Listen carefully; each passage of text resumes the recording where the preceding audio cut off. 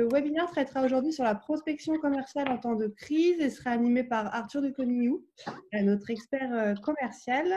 Avant de lui donner la parole, je vais juste vous rappeler deux petites consignes. Pensez bien à couper votre micro, sinon ça va interférer avec ce que Arthur nous dira et on ne pourra plus l'entendre.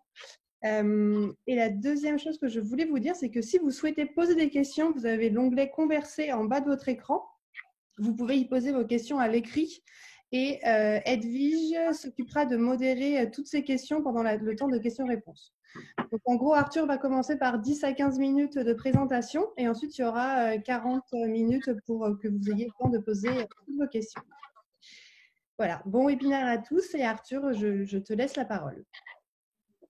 Eh ben, bonjour à tous, je suis ravi de voir que le nombre de connectés augmente chaque jour. Ça veut dire qu'on a au moins réussi à créer cette discipline de garder quelques rituels, de travailler tous les jours, donc c'est excellent. Et je pense que vous pouvez déjà vous féliciter pour ça parce que vous mettez de côté au moins 90% des personnes à mon avis. Donc c'est excellent.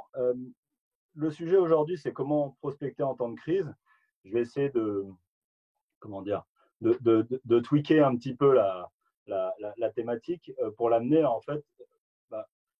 Pourquoi et comment on peut continuer à prospecter en temps de crise. Et donc, en fait, ça va soulever des sujets sur finalement quel est le bon mindset à avoir, quels sont les bons messages à avoir, quelle est la bonne stratégie à adopter, est-ce qu'il y a des tactiques particulières. Et à la fin des fins, quand on se retrouve à vivre des objections et du rejet sur ces actions-là de prospection, comment tout ça doit nous permettre de devenir meilleurs et plus essentiel au regard des gens. Donc la thématique, en fait, c'est comment vous devenez essentiel pour les gens et comment cette crise, en fait, vous permet d'identifier cette partie essentielle de votre business qui est ultra utile pour résoudre les problèmes de vos clients aujourd'hui, alors que vos clients sont plutôt dans leur challenge du moment, c'est comment je survis, en fait. Et pour survivre, il faut mettre en place des actions un peu coup de poing et un peu essentielles qui ont des résultats rapides. Donc la question, c'est effectivement à vous poser, c'est comment je fais en sorte que mon intervention auprès de mes clients soit essentielle. Donc l'état d'esprit à avoir, c'est finalement, posez-vous la question de quelle intention vous mettez dans votre prospection. Et cette question de l'intention, c'est effectivement comment on peut aider les gens à résoudre leurs problèmes. On a tous un petit peu de tendance, quand on est en prospection, à avoir ce réflexe naturel qui est de parler de soi, de ses produits, de ses services. Là où aujourd'hui, en fait, le contexte actuel vous punira assez violemment de faire ça, parce que, en fait, tout ce qui intéresse les gens aujourd'hui, sont leurs problèmes, leurs défis de l'instant. Et est-ce que vous les comprenez? Est-ce que vous leur permettez d'avoir des bonnes conversations là-dessus pour qu'ils puissent se challenger, choisir des bonnes solutions pour eux qui marchent maintenant, qui marchent aujourd'hui? Donc, la prospection en temps de crise, je pense qu'elle a travailler sa prospection en temps de crise, finalement, c'est déjà faire un travail de fond sur qu'est-ce qui vous rendait utile hier et couper encore, essentialiser encore pour arriver à quelque chose qui vous rende réellement essentiel. Et donc, on observe pas mal j'ai regardé, moi, pour ma part, je m'intéresse beaucoup à finalement qui continue à faire du business, qui continue à facturer, qui continue à vendre des choses aujourd'hui. Et en termes de stratégie, déjà, il y a un sujet, c'est que, par exemple, beaucoup des boîtes qui vendaient de l'outil à la licence en self-service se mettent à créer des webinaires où ils vont essayer d'avoir des messages très portés vers la résolution très opérationnelle de problèmes du moment, voire même ils se mettent à rendre leurs outils gratuits et à essayer de valoriser plus des actions très concrètes qui permettent à leurs clients de gagner. Donc, on voit déjà qu'en termes de shift, les gens sont en train de vachement réhumaniser et resservicier tout leur business. Donc ça, c'est un sujet. On est tous passionnés par nos produits, nos services, la façon dont on peut aider nos clients. mais comment on peut les essentialiser pour être vraiment utiles aujourd'hui. Et ça, je pense que c'est un travail de fond qui va obliger à passer de ce shift, un peu cette frontière un peu sensible entre je parle de moi, de mes produits, de mes services pour lesquels je me suis passionné, c'est une évidence, à plutôt essayer de devenir un espèce de diagnosticien des problèmes, de leur subtilité, des symptômes. Voilà, on est dans une crise un peu médicale. Comment on peut tous aborder les conversations avec cette envie de diagnostiquer et d'aller chercher les problèmes plutôt que de pousser des solutions, des produits, des services. Donc, de venir faire ce travail sur soi, qui n'est pas un travail simple, parce que dans toutes les situations qui nous sont offertes commercialement, dès qu'on a un petit peu peur, dès qu'on perd un peu ses moyens, on va revenir sur ce qu'on connaît, ses produits, ses services, ce qu'on fait. Alors que ce qui devient aujourd'hui primordial et ce qui vous permet de vous différencier, d'essentialiser votre action et la façon dont vous aidez les gens, c'est plutôt votre capacité à devenir un excellent diagnosticien des problèmes de vos clients. Donc, ça, c'est un élément de mindset. Donc, comment vous travaillez? En fait, on pourrait se dire, la prospection, c'est prospecter en temps de crise. Il y a des gens qui m'ont dit, mais Arthur, est-ce que c'est pas très éthique de prospecter? Je pense sincèrement qu'il faut effectivement faire un travail sur soi pour devenir plus efficace, plus essentiel. Mais je pense surtout qu'il faut se questionner sur les intentions qu'on a. Et si l'intention qu'on a, c'est d'aider, eh ben, ça va guider toute votre stratégie de prospection vers des choses qui sont vraiment efficaces et utiles pour les gens. Si en fait la question c'est, si vous êtes convaincu que vous êtes la meilleure personne pour résoudre certains types de problèmes, que vous aurez le plus haut niveau d'engagement possible pour résoudre certains types de problèmes, en fait, ne pas aller vers les gens et ne pas prospecter, c'est ça qui devient pas éthique en fait. Si vous avez la capacité d'aider, comment vous la déployez en essayant de devenir un bon diagnosticien des problèmes et des symptômes de vos clients pour bien vous positionner et derrière être capable de mettre toute l'énergie que vous pouvez mettre avec les moyens que vous avez aujourd'hui pour aider les gens à gagner. Donc voilà, je dirais pour la partie mindset, mais ensuite en termes de message, en termes de stratégie, en termes de tactique du moment, bah, je pense que garder à l'esprit que c'est plus gagner l'attention qui compte, c'est plutôt se convaincre soi qu'on a la bonne intention, celle d'aider les gens à réussir. Et ben celui qui arrivera à être très clair, très concis, très percutant et développer les bonnes attitudes, c'est-à-dire celle de vouloir aider les gens, bah, il peut encore gagner dans ce contexte et faire gagner ses clients. Donc en termes de prospection, qu'est-ce que ça veut dire? Bah, ça veut dire que déjà, tout ce qui trahit l'intention, tout ce qui vous amène à promouvoir vos produits, vos services, à pitcher, à faire des cadences d'email, à faire des choses volumiques, massives, n'ont plus leur place aujourd'hui. Je pense qu'il faut revenir au business dans lequel on se trouve tous être, qui est le business des gens en fait. Ce qui signe les chèques, ce qui s'engage, qui prend des décisions, ce sont les gens. Et ce sont des gens qui ont des problèmes et des choses qu'ils veulent exprimer et sur lesquelles ils veulent agir. Donc, ça veut dire qu'on se retrouve tous dans le même business et c'est un business assez… je dirais que là, l'opportunité, elle nous est donnée de vraiment devenir plus percutant dans le marché en devenant plus essentiel. Et donc, ça veut dire questionner tout ce qu'on fait, questionner pourquoi on était utile et essentialiser tout ça et trouver des choses sur lesquelles on peut concrètement aider les gens. Donc, en termes de stratégie, effectivement, être plus personnel. Donc, aujourd'hui, vous avez des gens clairement appelés. Il y a des gens, des prospects que vous avez eus, des clients que vous avez. Réfléchissez pas trop. Déjà, appelez-les tous. Essayez de comprendre aujourd'hui. Devenez ce diagnosticien et approchez-les parce que, voilà, un truc qu'on a observé là, c'est qu'en termes de… Alors, il y a une opportunité quand même, en termes de taux de réponse, en termes de… Les gens répondent sur leur téléphone et les conversations sont en moyenne beaucoup plus longues. Les gens sont dans cette phase où ils sont ouverts au dialogue et prêts à parler. Alors, à modérer, hein, c'est peut-être pas vrai pour tout le monde, mais en moyenne, les gens sont ouverts à une conversation encore une fois, si la bonne intention s'y trouve. C'est-à-dire que si vous appelez les gens pour les faire chier avec vos produits et services, ça ne va pas bien se passer. Alors, qu'est-ce que ça fait pour vous? Vous allez vous faire coacher, vous allez retourner faire votre boulot, essayer de comprendre pourquoi les gens n'ont pas envie de parler avec vous. Donc ça, déjà, c'est un bon travail d'entraînement. Et ensuite, si vous y parvenez, vous allez probablement pouvoir identifier des choses qui sont assez essentielles dans votre business et qui pourraient avoir du sens d'être proposées et poussées.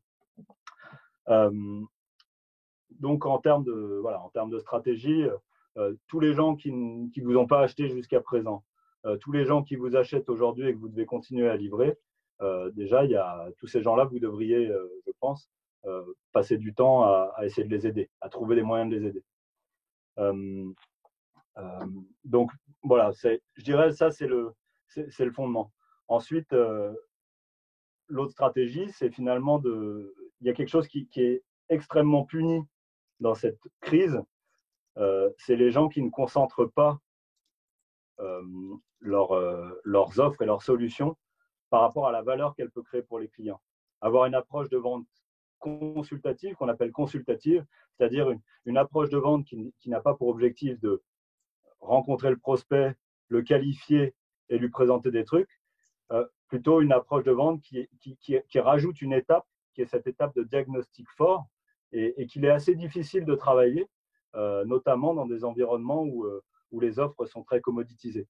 Donc, un sujet une fois qu'on a une conversation avec quelqu'un, comment on arrive à réellement s'intéresser à ces problèmes, ces enjeux, comprendre l'impact de ces problèmes, ces enjeux, pour voir si la personne, déjà, à notre contact, exprime ses problèmes, ses enjeux de façon suffisamment personnelle et impliquée pour vous donner un indice sur le fait qu'il a envie de se mettre en action pour les résoudre. Et ensuite seulement faire ce qu'on a l'habitude de faire, c'est-à-dire qualifier et voir comment on pourrait travailler ensemble. Donc, insérer cette phase de diagnostic et devenir excellent dans cette phase de diagnostic. Je pense que l'opportunité qui nous est offerte dans cette crise, elle est ultra enrichissante pour ça. Parce qu'en fait, si vous ne l'avez pas, vous serez puni immédiatement. Les gens n'ont pas envie que vous leur parliez de vos produits et services. Les gens ont envie que vous deveniez des experts absolus de leurs problèmes, des subtilités de ces problèmes et des raisons pour lesquelles ils pourraient se mettre en action. Alors, on a vu plein de solutions assez immédiates. Il y a des ventes qui ont été faites. Aujourd'hui, tout le monde nous a vendu qu'il fallait préserver sa trésorerie. Donc, ça, c'est vendu, il n'y a pas de problème. Je pense qu'il n'y a pas une boîte aujourd'hui qui n'a pas fait un webinaire sur comment préserver sa trésorerie, les tactiques, les machins, les trucs. Là-dessus, je dirais même ce marché-là, c'est complètement commoditisé et il est ultra compétitif. Voilà. En revanche, ça va aller. On va avancer un petit peu dans cette phase où tout le monde est un peu confiné et on va regagner un peu en créativité finalement sur quels sont les autres endroits où les organisations saignent. Alors, il y a la trésorerie, c'est immédiat et c'est assez… voilà. Si vous avez des choses là-dessus, je pense que vous pouvez aider n'importe qui. Nous-mêmes, je veux dire, on a fait bouger notre offre pour aider les gens et les accompagner à développer des bonnes tactiques par rapport à ce qu'on a fait pour nous-mêmes et qu'on a senti être potentiellement aidant pour d'autres. Donc, on a fait ces choses-là. Aujourd'hui, il faut devenir créatif sur finalement, on va tous sortir de cette crise, on va tous en sortir plus ou moins fort.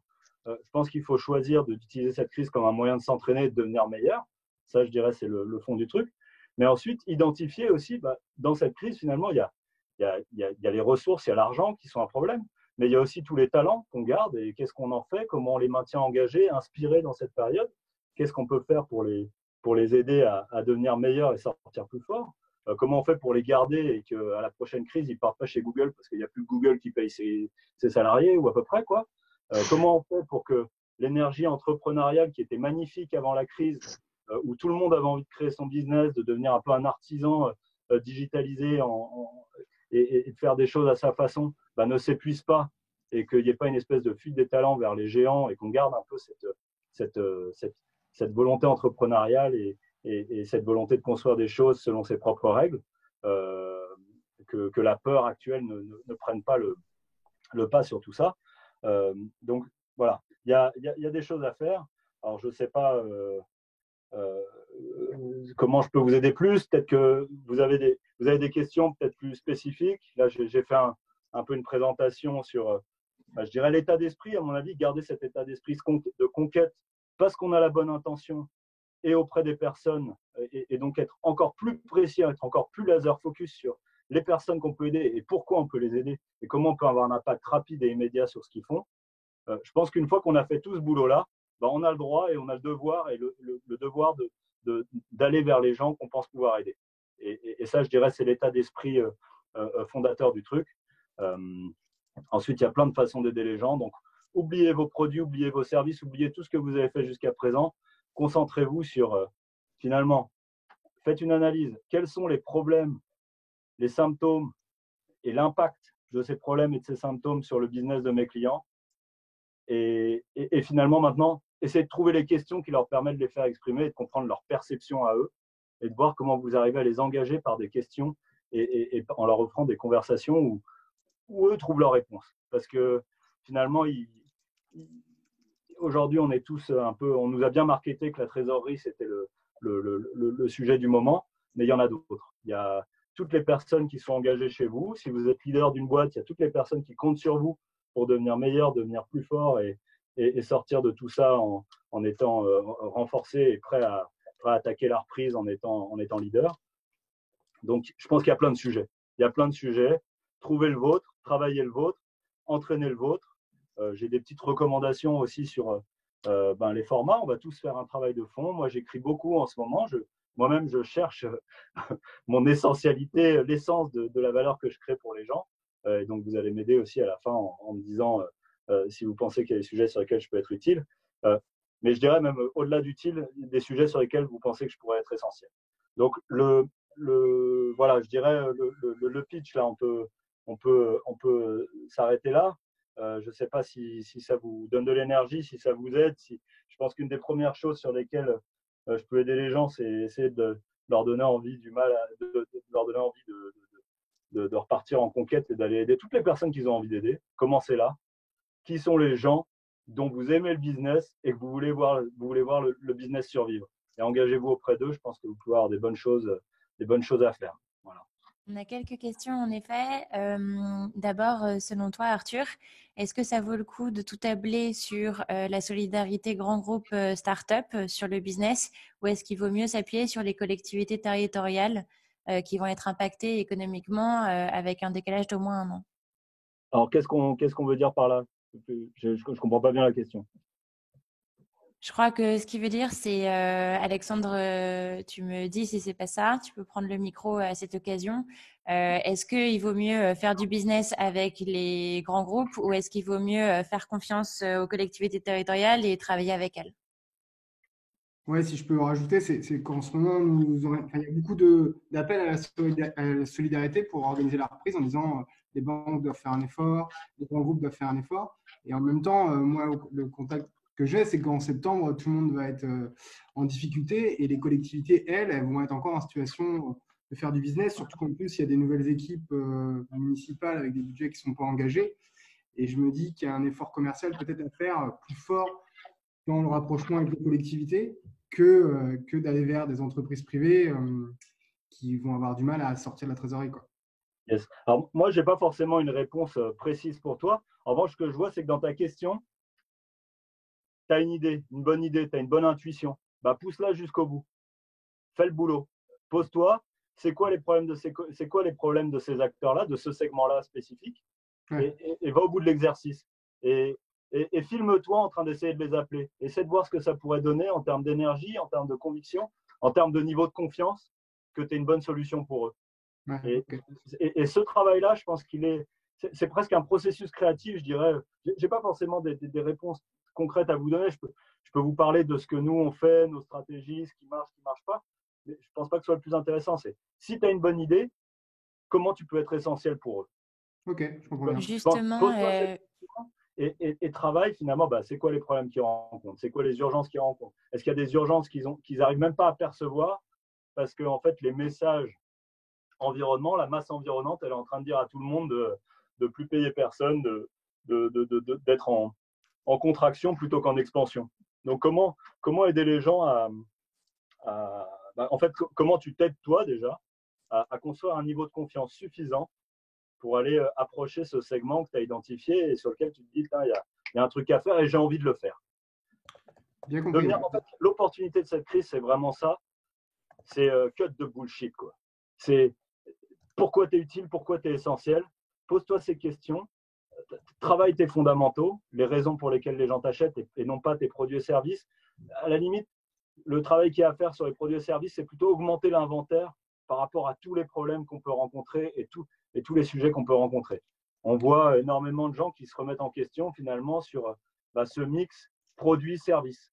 Là, il y a des startups qui sont en train de dire « je vous file ma licence gratuitement et je vous mets à disposition mes salariés pour faire des résolutions très impactantes de vos problèmes. » Parce qu'en fait, quand vous donnez 1 euro à mon équipe, vous allez en récupérer 10. Alors qu'avant, ils étaient plutôt à dire résolvez le problème de, j'en sais rien, du suivi de votre trésorerie avec notre outil. Là, aujourd'hui, ils vont vraiment chercher des solutions et des impacts immédiats pour les gens. Et en fait, ça a une grande valeur.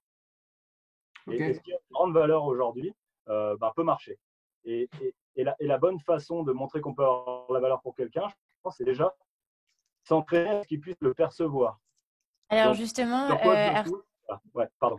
Arthur, non, pas de souci. Ça me permet de rebondir sur une deuxième question qui est quels sont tes conseils pour l'entraînement sales?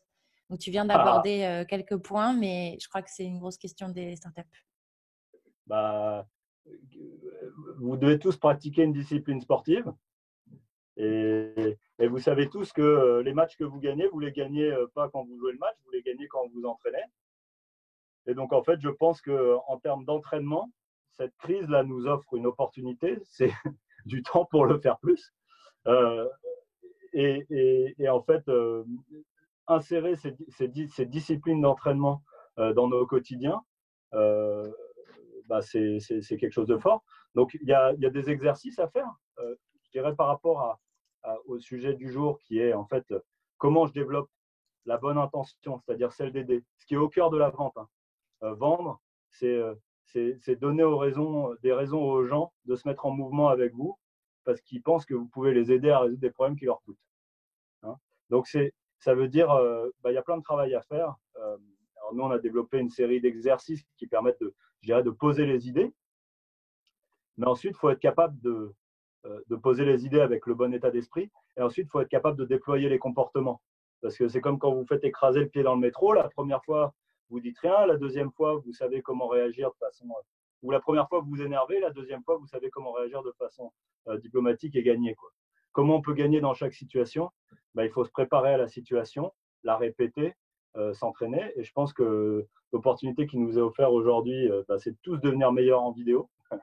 Donc, vous pouvez faire ce travail de fond à finalement poser la matrice de quels sont les problèmes que je résous, comment je suis essentiel et essayer de faire des contenus qui vous permettent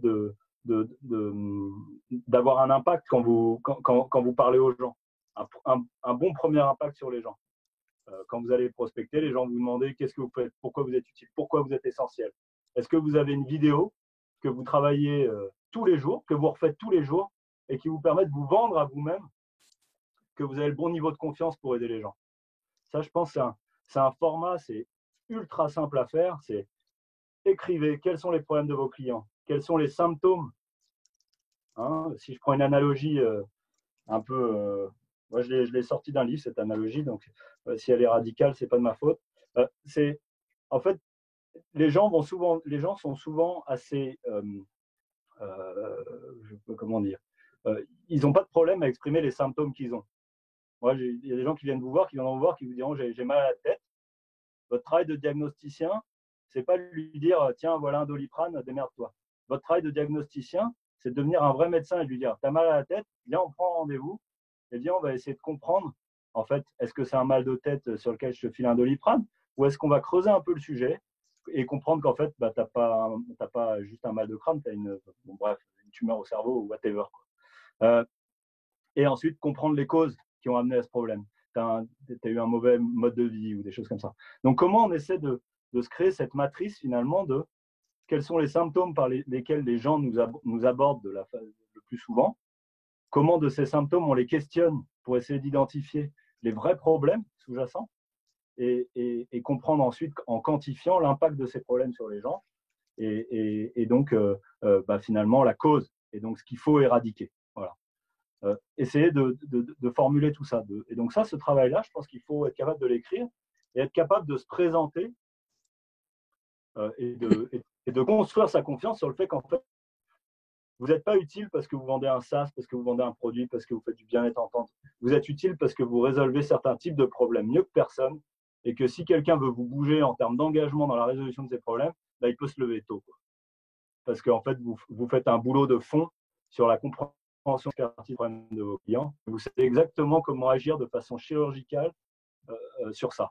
Et est-ce que vous arrivez à le traduire au travers d'un format court, d'une vidéo? Et est-ce que vous pouvez vous créer une discipline quotidienne de vous refilmer à chaque fois et d'utiliser ce support comme un peu comme une jauge de confiance que vous êtes utile et essentiel dans le marché, quoi. Donc ça, je pense que c'est un exercice intéressant à faire. Et en termes d'entraînement, il y a aussi finalement la discipline de l'entraînement. Donc, si vous avez des équipes commerciales ou si vous êtes un super freelance tout seul, ce n'est pas la même chose. Mais déjà, en tant que leader, si vous êtes leader d'une organisation commerciale, comment vous tenez les gens inspirés, comment vous leur bloquez des temps pour que tous les jours, ils viennent, même si vous n'avez rien à leur dire, soyez au service de vos sales, soyez au service de vos collaborateurs, aidez-les à grandir, aidez-les à s'éduquer, orientez-les vers les bonnes choses. Je pense qu'il y a beaucoup de choses à faire pour s'entraîner. C'est nos limites. Là-dessus, nous, on est en train encore une fois, je vais pas pitcher, je vais vous laisser revenir vers moi et par rapport à ce que vous venez de vivre avec moi, essayez de me dire où est-ce que vous pensez que je peux être essentiel. Mais ce qu'on fait là avec nos équipes aujourd'hui, par exemple, c'est que tous les jours, 9h, 14h et 17h30, déjà, on se voit. On se voit et on s'entraîne. On fait de la simulation. On fait de la simulation d'entretiens commerciaux. On fait de la simulation d'appels. On fait beaucoup de choses autour de ça. Allô? Oui. Sylvie, il va falloir enlever votre micro. Pardon, une seconde. On vous aime, Sylvie. Arthur, du coup, j'en profite pour rebondir. Maintenant qu'on a parlé de la méthode entonnoir et de faire attention à s'entraîner et à entraîner nos équipes, en termes de prospection, il y a pas mal de questions qui tournent autour de ça. Le mass mailing n'est peut-être pas le meilleur outil puisqu'on reçoit tous des mails en ce moment. Est-ce qu'il faut retourner d'abord au téléphone? Est-ce qu'il faut retourner au visio, sachant que on a tous en tête que nos clients ont potentiellement leurs enfants chez eux?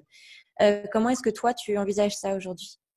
En fait, moi, je pense que la visio, c'est merveilleux parce qu'en fait, ça permet de mimer ce qui, je pense, a le plus d'impact dans un process de vente commerciale consultatif, c'est-à-dire la rencontre one-one. Je pense que si ne profitez pas de ce truc pour vous dire que vous allez faire des rendez-vous par téléphone ou de la vente par téléphone. Vous avez le média vidéo, apprenez à l'utiliser et allumez votre vidéo dès que vous êtes en entretien commercial. Je pense que c'est la meilleure façon de leverager tout l'impact qu'on peut avoir, parce que dans le non-verbal, il se passe beaucoup de choses. En revanche, est-ce que c'est utile d'activer la vidéo en phase de prospection ou pour identifier des moments pour se parler? Je ne sais pas. Mais est-ce qu'il faut être solide sur les formats qu'on propose à nos clients pour avoir des bonnes conversations avec une durée suffisante et une capacité d'aller au fond des sujets pour identifier des choses sur lesquelles on pourrait agir efficacement? Je pense que là-dessus, vous avez une responsabilité. Dégradez pas la relation. Et aujourd'hui, il y a des outils qui vous permettent de maintenir le bon niveau d'interaction. La vente, c'est avant tout de la communication, donc il faut que ce soit un échange. Donc effectivement, toutes les stratégies de monologue du type emailing, message, où on n'est pas dans une conversation, c'est quelque chose que je réduirais au maximum, parce que au-delà de ne pas forcément avoir un impact prégnant sur les gens, je pense que ça peut même énerver et ça peut même dégrader votre marque et tout ce que vous êtes échiné à construire jusque-là. Donc, essayez de garder peut-être des démarches plus individualisées. Posez-vous la question, comment je peux être essentiel? Et dans cette question-là, se pose aussi la question du qui. Auprès de qui je peux l'être? Auprès de qui je peux avoir un impact essentiel sur le business aujourd'hui, maintenant? Et dès que j'ai cette personne qui me monte dans la tête, j'active tout de suite, je l'appelle sur son portable et j'essaie de caler un temps avec elle pour avoir une conversation de qualité qui me concentrera sur comment elle vit l'instant, quels sont ses challenges du moment. Et si vous avez la capacité d'aider, faites-le.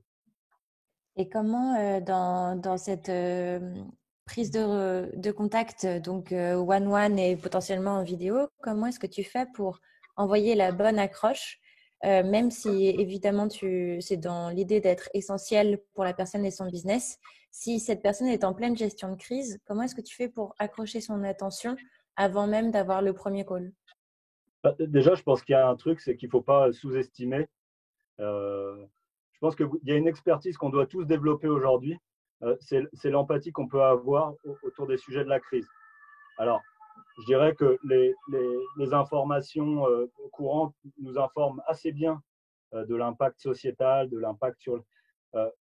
développer une expertise sur l'impact que ça peut avoir sur les business et donc les craintes et les peurs que les gens peuvent avoir et une empathie vis-à-vis de tout ça pour avoir une attitude qui est la bonne, qui est celle que je sais que c'est la merde, je sais que ça ne va pas bien, mais qu'est-ce qu'on peut faire, hein? Être positif, en fait. Être positif, choisir de garder un bon niveau d'action, de garder un bon niveau d'énergie, de garder un bon niveau d'engagement envers sa boîte, parce que ce qui fera qu'on passera tous cette crise comme des pimps, c'est si l'économie continue à tourner, si les gens qui doivent vendre continuent à faire leur boulot, on a une responsabilité. Donc je pense qu'avoir une approche qui est… En fait, faire un travail de fond sur finalement comment toute cette crise-là touche les gens, touche les business, je pense que c'est un travail personnel à faire pour être capable, quand vous approchez les gens, de développer, d'avoir la bonne empathie, en fait. La bonne sincérité, la bonne empathie. Et derrière, les conversations business, les gens qui ne répondaient pas à vos appels et qui sont contre le fait de faire du business, je vous garantis que ce seront les mêmes qui vous enverront bouler aujourd'hui. Mais en revanche, les gens qui ont envie de construire, qui ont envie d'avancer, qui ont envie de faire grandir leur business et de trouver un moyen de créer des nouvelles choses et de préparer la suite, ils existent et ils attendent que vous, quoi. Super, merci beaucoup. Tu as parlé un petit peu de la gratuité, aujourd'hui pas mal utilisée pendant la crise. Qu'est-ce que tu en penses? D'abord de la gratuité des services pendant un certain moment dans l'idée de fidéliser ou du freemium? Alors, moi, en fait, le sujet de la gratuité, c'est un sujet qui questionne un petit peu notre relation à l'argent, en fait. Moi, en tant que vendeur consultatif, vendeur de valeur, je suis toujours le moins cher dans la mesure où quand quelqu'un me donne 1 euro, il en récupère 10. Le sujet de la gratuité, il se pose autour des commodités, en fait. La réalité, c'est que si vous regardez les démarches qui ont été prises pour préserver la trésorerie des boîtes, qu'est-ce qui s'est passé? Toutes les commodités, tout ce qui n'avait pas un impact clair et concret sur le business a été complètement cuté. Alors, il y a des raccourcis qui ont été pris qui me semblent dangereux, certaines boîtes étant capables d'aller, par exemple, cuter des talents ou cuter des postes ou, voilà, qui ont réagi un peu par la peur et qui se sont mis à couper des choses. Je pense qu'il y a moyen de construire des choses et pour construire des grandes choses, il faut avoir une bonne équipe. Mais voilà, il y a beaucoup de choses qui ont été, des commodités qui ont été mises en évidence et qui font qu'aujourd'hui, la valeur de ces commodités est zéro. Ce qui fait qu'on voit des stratégies, par exemple, de certains acteurs du SaaS, de réduire le prix de leurs abonnements mensuels parce qu'ils savent que la valeur pour les gens, elle se trouve plus dans l'accompagnement humain et dans la façon dont ils vont utiliser leurs équipes pour aider les gens à résoudre des problématiques très concrètes de comment je fais les bonnes demandes pour avoir les bons reports, comment je vais chercher de l'argent et de la trésorerie dans ces trucs-là. Et ça, en fait, ça a une valeur très concrète, en fait. Et il faut être capable à mon avis, de la valoriser, de la monétiser, de la facturer pour qu'il y ait un niveau d'engagement des deux côtés. Si je peux t'aider à récupérer 10 de trésor, est-ce que tu es prêt à investir 1 pour que je m'y mette à fond et que je te le fasse dès demain et que tu ne sois pas en train de faire la queue parce que tu as rendu un peu en retard ton dossier. Donc pour moi, investir dans des choses qui rapportent, ça reste toujours une excellente dépense. En revanche, payer pour des choses qui servent à rien, c'est de la perte sèche pour tout le monde. Donc, il y a quand même c'est pour ça que développer cette stratégie de vente vente consultative, c'est ce qui permet aussi d'identifier les problèmes sur lesquels vous pourriez aider les gens et sur lesquels ils pourraient accepter d'investir sur vous pour faire marcher cet investissement et en tirer tous les bénéfices. Okay. C'est une problématique de relation à l'argent. Ça peut être une stratégie, mais je pense qu'il faut plutôt se dire les gens qui ont envie d'investir sur moi, c'est des gens engagés qui ont vraiment envie de résoudre leurs problèmes et là-dessus, je m'engagerai. Si quelqu'un investit 1 sur moi, il en aura pour son argent et ça va bien se passer et tout le monde gagne. Comment on développe plutôt cette attitude-là? Super. En effet, il y a une question qui vient de l'extérieur et à laquelle tu as dû devoir répondre, Arthur.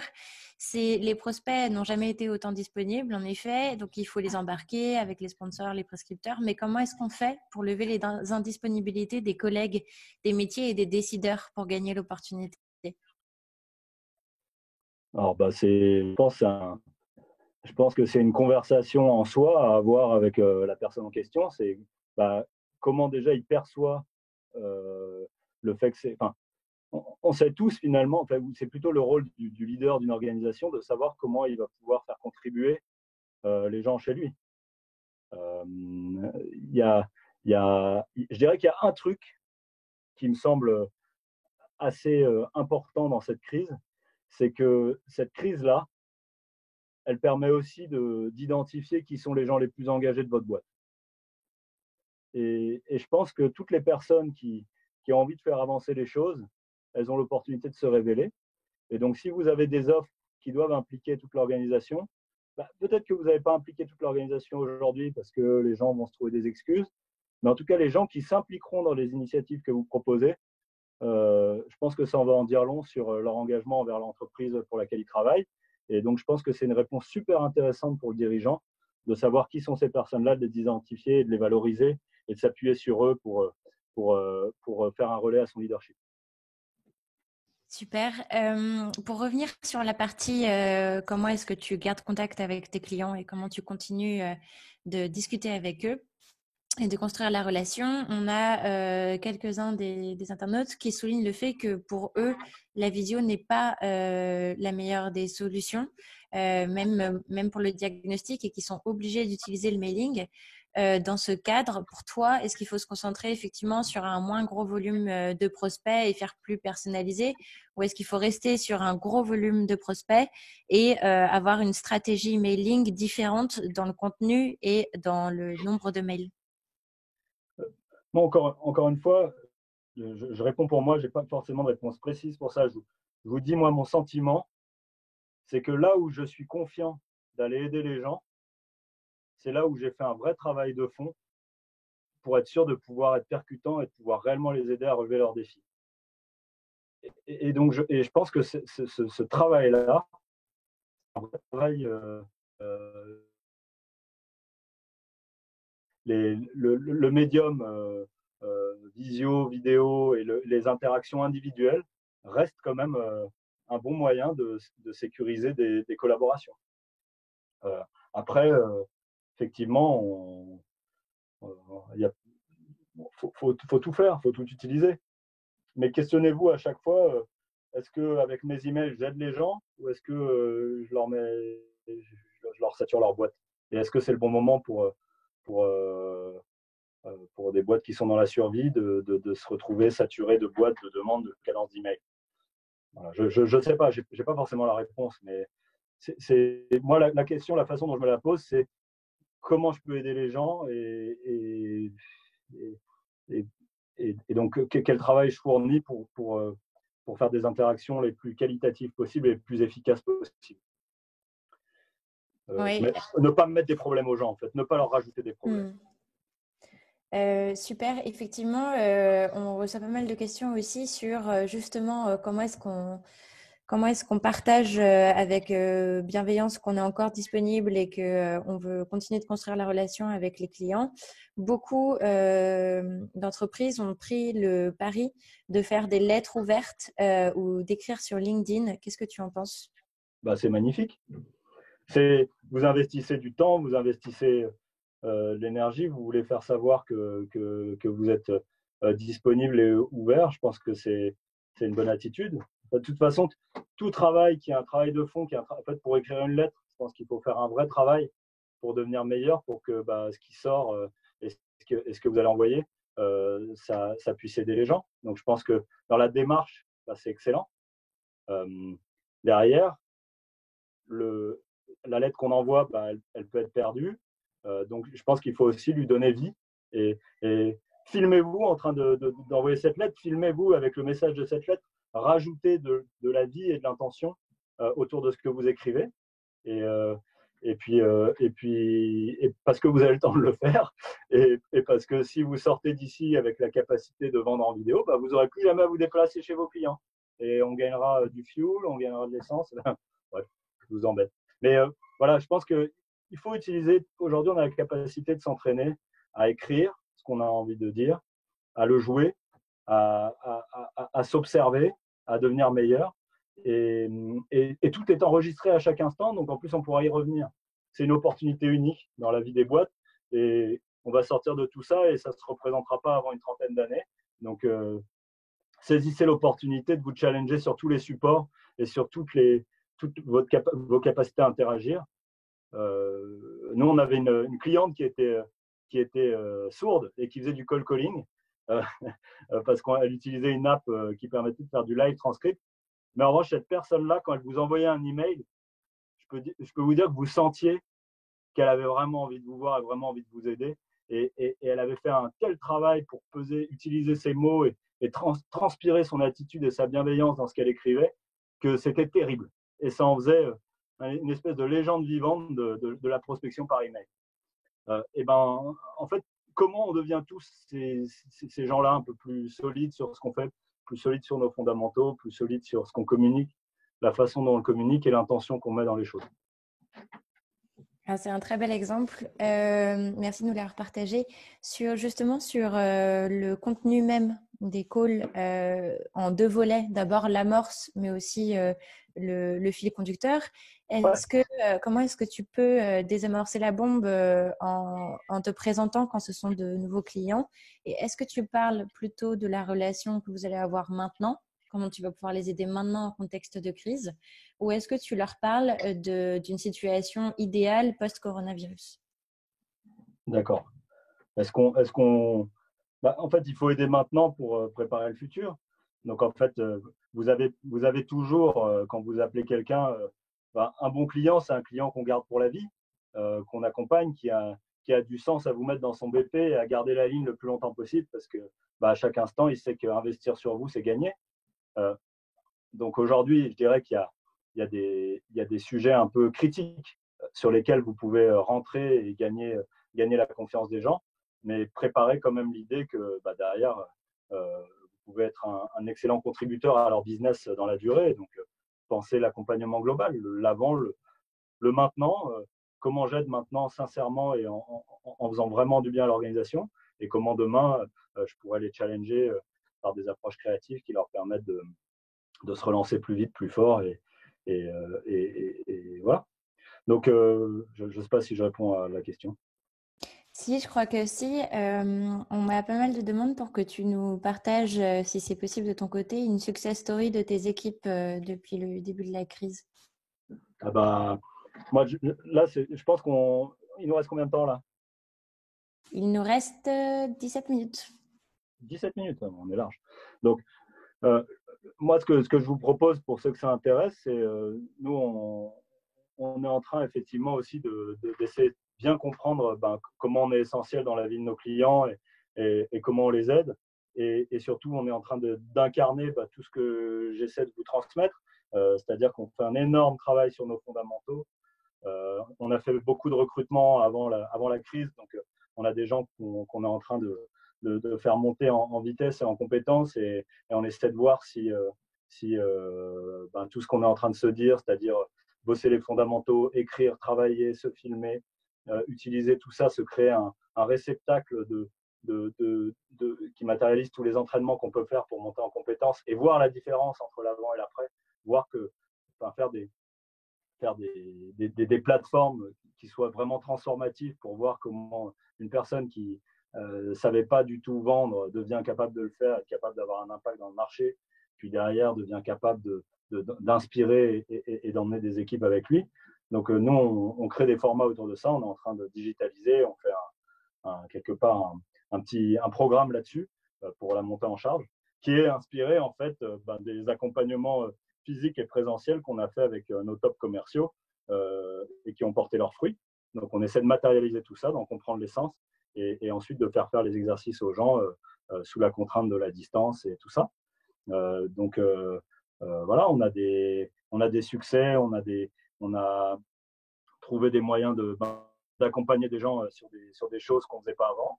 On a trouvé le moyen d'enrichir notre inventaire de produits et services pour pouvoir aider très concrètement et de façon très coup de poing des gens sur des problématiques immédiates. On travaille là-dessus et puis si ça vous n'hésite pas à venir vers moi. Je vous présenterai ce qu'on fait. C'est peut-être pas adapté à vous ce que vous voulez faire, mais en tout cas, ça peut vous inspirer et on sera ravis de partager ça. Super. Vous pouvez poser 2-3 dernières questions si vous en avez. Sinon, entre-temps, je voulais te demander, Arthur, du coup, pour reprendre un peu les éléments divers qu'on a abordés, si tu devais donner 3 tips aujourd'hui aux équipes sales et au head of sales, ce serait quoi? En fait, il faudrait repartir des problèmes qu'ils rencontrent aujourd'hui. Nous, ce qu'on voit aujourd'hui, là, les raisons pour lesquelles les gens nous appellent, c'est j'arrive pas à maintenir l'engagement de mes équipes. Il y a des gens qui n'arrivent pas au quotidien à bloquer du temps pour leurs équipes et à avoir des temps productifs ensemble. Donc, je pense qu'un des premiers trucs, c'est si vous êtes leader commercial d'une boîte ou si vous êtes dirigeant entrepreneur, vous en foutez, mais bloquez du temps pour vos équipes, appelez-les, passez du temps, servez-les et bloquez-leur des temps dans leur journée pour ancrer des rituels. Je pense que ça, c'est un des trucs. J'ai envie de dire, même dans un premier temps, peu importe ce qui s'y passe, ça va se façonner avec le temps et avec les interactions et l'engagement de chacun des collaborateurs aussi.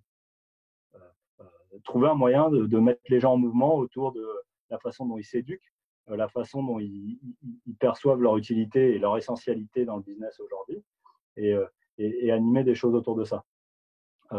Donc ça, je dirais, c'est déjà, si vous ne l'avez pas fait depuis le début, demain matin, 9h, tout le monde, visioconférence et qu'est-ce qu'on fait, comment on gagne. Voilà. Ensuite, sur les équipes commerciales, il y a toutes ces rooms qu'on peut créer à la volée, toutes ces choses-là. C'est autant d'opportunités de se filmer et de s'observer en train de faire des simulations d'appels, en train de faire des simulations d'entretien. Je dirais que la période, elle est bénite pour ça, quoi. Jamais ça se reproduira d'avoir la capacité d'enregistrer tout ce qu'on fait et d'y trouver des indicateurs de comment on peut améliorer les choses et devenir meilleur et plus percutant. Donc voilà, utilisez la période pour enregistrer tout ce que vous faites et vous challenger, quoi. Et troisième truc, appelez en priorité les bonnes idées que vous pouvez avoir, c'est-à-dire les gens qui vous inspirent et tous les business où vous dites putain, ce business-là, il ne doit pas crever, ce business-là, il doit se maintenir. Qui sont vos clients, vos prospects, les gens que vous avez signés ou pas signés, où vous êtes dit un jour, mais eux, j'ai vraiment envie de les aider à réussir parce que c'est bien ce qu'ils font et il faut que ça perdure. Ok, une avant-dernière question, Arthur. Lorsque tu fais tes calls avec tes clients et que tu arrives à les embarquer avec une solution qui est effectivement essentielle pour eux, comment est-ce que tu désactives néanmoins la peur de la part de ton interlocuteur du non-budget ou de la non-disponibilité due à la crise? Je pense que les banques, tous les organismes publics ont été assez inspirants là-dessus. Il y en a qui proposent des échéanciers, il y en a qui proposent… voilà, ça dépend un peu de votre business. Moi, j'ai envie de dire, il est possible… En fait, si on crée des bons niveaux de relation avec les gens, je pense que les engagements interindividuels qui seront pris aujourd'hui, ils n'auront pas besoin de contractualisation, ils n'auront pas besoin de tout ça. Si vous créez la bonne attitude et le bon niveau d'engagement avec vos clients, vous savez que là, si vous aidez des gens aujourd'hui à réussir et à gagner, votre argent, vous allez le revoir. Il n'y a pas de problème. Donc, en fait, soyez confiants là-dessus. et simplement, voyez le règlement des prestations comme un sujet de qualification à résoudre avant de proposer votre solution. Combien tu es prêt à investir pour ça et comment on libère le budget pour que tout le monde puisse être engagé à fond et arriver au bout de la résolution de ton problème qui te coûte tant. Voilà.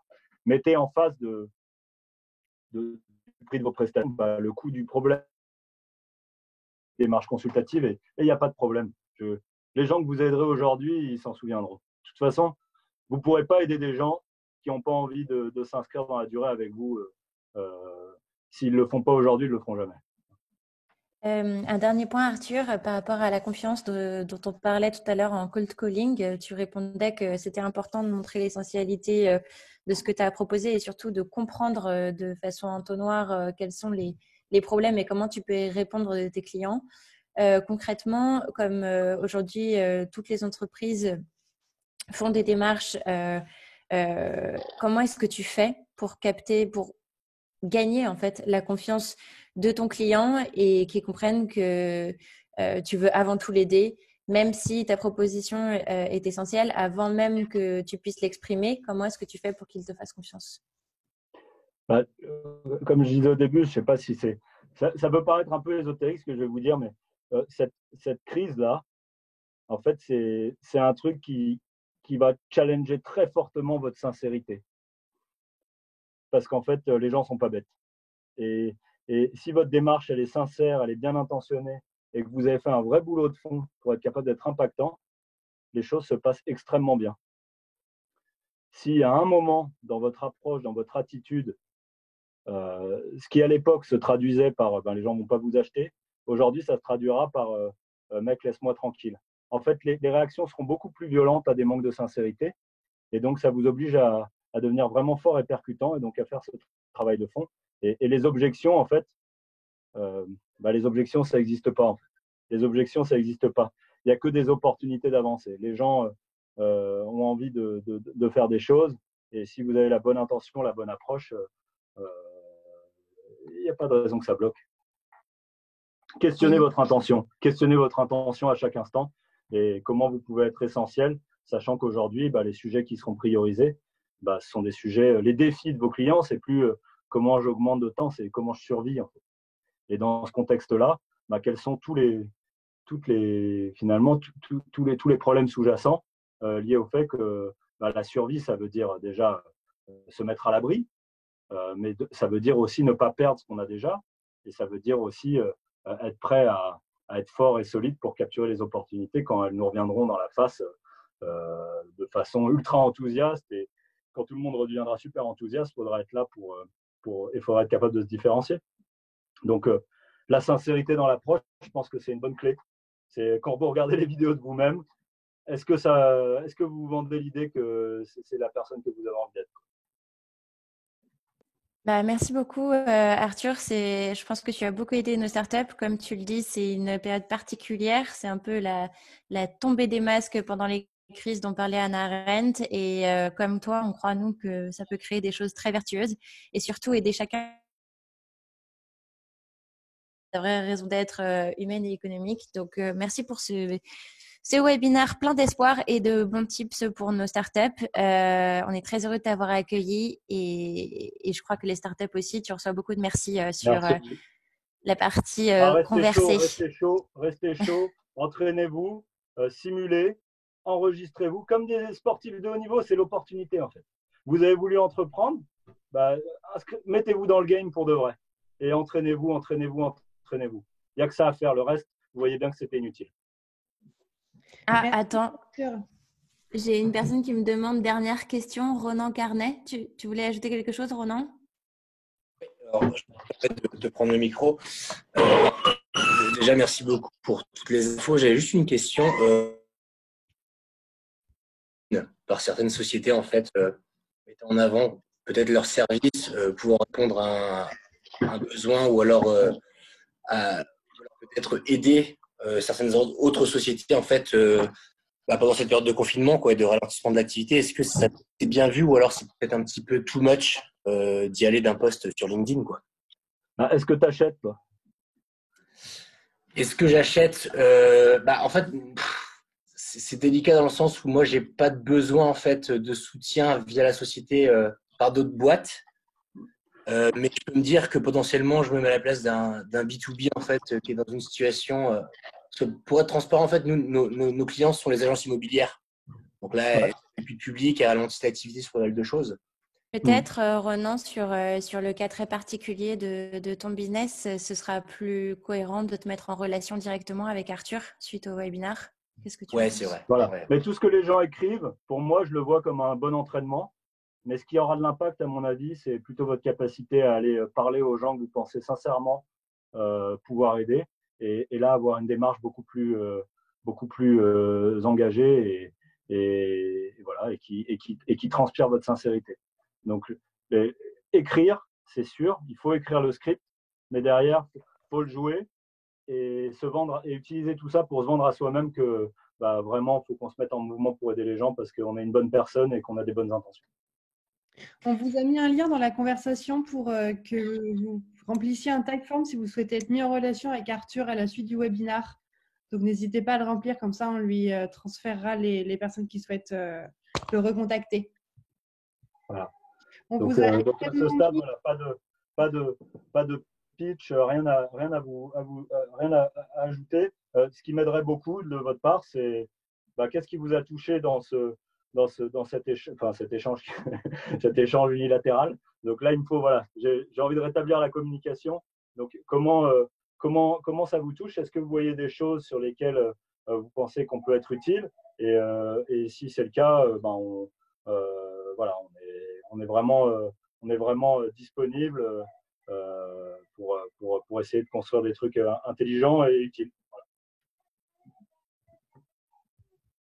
Merci Super, beaucoup. merci à tous. Et on se retrouve tous demain du coup à 14h pour un webinaire sur l'impact du contexte sur votre levée de fonds, co-animé avec le village BCA de Loire. Attention, il risque d'y avoir un lien sur lequel il va falloir s'inscrire pour permettre à plus de personnes d'y participer. Donc, guettez bien les réseaux sociaux, guettez bien, bien sûr, les WhatsApp et autres moyens de communication. Merci à tous et toutes et merci encore. Merci Arthur. Merci beaucoup Arthur. Au revoir.